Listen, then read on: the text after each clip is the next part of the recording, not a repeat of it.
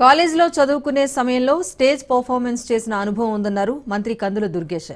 MLA MLC క్రీడా ముగింపు కార్యక్రమాల్లో భాగంగా మంత్రి బాలచంద్రుడి గెటప్లో అదరగొట్టారు. ఈ సందర్భంగా రాజమహేంద్రవరం కళలకు పుట్టినిల్లని చెప్పడం కోసమే తాను బాలచంద్రుడి ఏకపాత్రాభినయం చేశానని మంత్రి వెల్లడించారు. ఇది ప్రతి బడ్జెట్ సమావేశాల్లో సాంప్రదాయంగా ఉండేదని, కానీ గతంలో వైసీపీ ప్రభుత్వం పట్టించుకోలేదని అంటున్న మంత్రి కందుల దుర్గేష్తో మా ప్రతినిధి మోహన్ ఫేస్ టు ఫేస్. చంద్రుడు పాత్రలో అబ్బురపరిచినటువంటి కందుల దుర్గేష్ మంత్రి మన ముందున్నారు. ఇక్కడ అటు సీఎం ని, అటు డిప్యూటీ సీఎం పవన్ కళ్యాణ్ ని అందరినీ అబ్బురపరిచి, అలాగే ఈ రాజమండ్రి వాసులు, అలాగే నిడదవోల వాసులు అందరూ కూడా ఆయన ఆ పాత్ర ఎందుకు చేయాల్సి వచ్చింది, ఎలా చేశారు, ఏంటి అనే అంశాన్ని తెలుసుకోవడానికి చాలా ఉత్సుకత ఉన్నారు. ఆయన అడిగి తెలుసుకున్నాం. నమస్కారం సార్, చెప్పండి.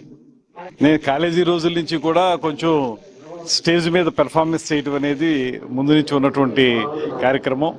అది నాకున్నటువంటి ఉత్సాహంతో చేసేవాడిని. ఎప్పుడు కూడా అది ప్రొఫెషనల్ గా చేయాలని ఎప్పుడు అనుకోలేదు. కానీ తర్వాత కాలంలో ఈ రాజకీయాల్లో పడిపోవడం ఇవన్నీ మామూలు. తర్వాత గతంలో నేను ఎమ్మెల్సీగా ఉన్నప్పుడు కూడా నంది నాటకోత్సవాలు రాజమండ్రిలో నిర్వహించినప్పుడు కూడా ఈ పాత్రని ఒక 5 నిమిషాలు వేయడం జరిగింది. ఇప్పుడు నేను సాంస్కృతిక శాఖ మంత్రిగా కూడా ఉన్నాను కనుక ముఖ్యమంత్రి చంద్రబాబు నాయుడు గారు, ఉప ముఖ్యమంత్రి పవన్ కళ్యాణ్ గారు వారి ప్రోత్సాహంతో సాంస్కృతిక కార్యక్రమాలను కూడా పెద్దగా నిర్వహించుకున్నటువంటి సందర్భంలో గడిచిన 5 సంవత్సరాల కాలంలో ఆ తరహా కార్యక్రమాలు జరగలేదు. కేవలం బూతులతోటి తిట్టుకోవడమే జరిపినటువంటి సందర్భాన్ని మనం చూసాం.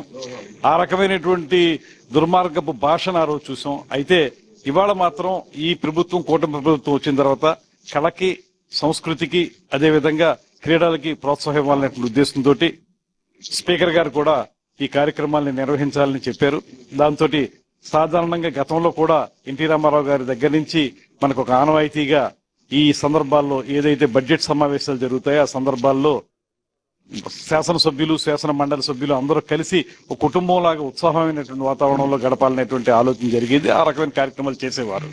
ఇది కొంత మాకు ఆటవిడుపుగా, ఏదైతే నిత్యం రాజకీయాల్లో ఉంటూ రాగద్వేషాలతో ఉండేటువంటి మాకు, విమర్శలు ప్రతి విమర్శలు చేసుకునేటువంటి మాకు ఒక ఆట విడుపుగా అందరం కలిసి ఒక కుటుంబ సభ్యుల్లాగా రాజకీయాలకు అతీతంగా ఒక ఉత్సాహభరితమైనటువంటి వాతావరణంలో అందరం ఆట ఆడేవాళ్ళు, పాట పాడేవాళ్ళు పాట పాడేలాగా, ఇలాంటి ప్రదర్శనలు చేసేవాళ్ళు ప్రదర్శనలు చేసేలాగా, అందరూ తమలో నిగూఢంగా ఉన్నటువంటి ప్రతిభ ఏదైతే ఉందో దాన్ని వెలికి తీసుకొచ్చే విధంగా కొన్ని కార్యక్రమాల్లో పాల్పంచుకుంటే మాకు మనసు ప్రశాంతంగా ఉంటుంది. అదేవిధంగా ఈ ఉత్సాహంతో ప్రజల్లోకి మరింత అద్భుతంగా పనిచేయడానికి అవకాశం దొరుకుతుంది అనేటువంటి ఆలోచనతో ఇందులో పాల్గొనడం జరిగింది.